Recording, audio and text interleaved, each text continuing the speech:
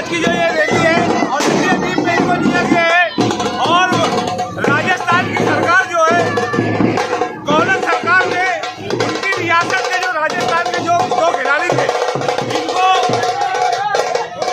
बड़े पैमाने में राजस्थान सरकार ने इनका इस्तेमाल किया।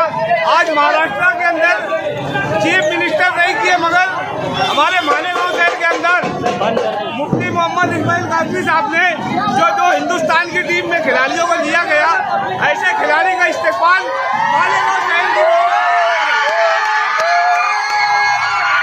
ये इस्तेमाल है, इसको पूरा शहर बंद करना था। आज हमारे शहर के अंदर ने बहुत बड़ा काम किया है। ये दो नौजवान जिनको भारत की सऊदी वॉलीबॉल के अंदर सिलेक्ट किया गया है, ये दो खिलाड़ी हैं जो आज भारत की टीम में शामिल हो चुके हैं और ये करीब एशिया की बड़ी टीमों में खेलेंगे। वकार अहमद मोहम्मद जाहिद की कौमी टीम शूटिंग बॉल में सिलेक्शन होने पर मैं हकीम नगर, मुस्लिम नगर, करीम नगर, अंसारगंज, कश्मीर नगर, शफियाबाद इन तमाम मोहल्लों की तरफ से मुबारकबाद पेश करता हूँ।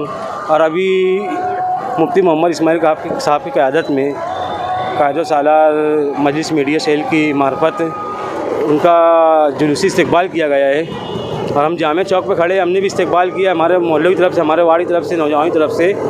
तो मैं मोहम्मद जाहिद और वकार अहमद को खुद मुबारकबाद देता हूँ और अल्लाह से दुआ गो कि वो आगे शहर का नाम रोशन करे, उम्मत का नाम रोशन करे, कौम का नाम रोशन करे।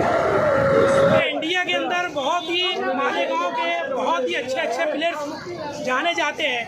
यहाँ पर एक से नायाब हीरे हैं। यहाँ पर अगर मुकाबले की बात की जाए, एक तरफ मालेगांव की टीम रखी जाए और एक तरफ पूरी इंडिया की टीम रखी जाए, तो इंशाल्लाह मालेगांव की टीम फतेह हासिल करेगी।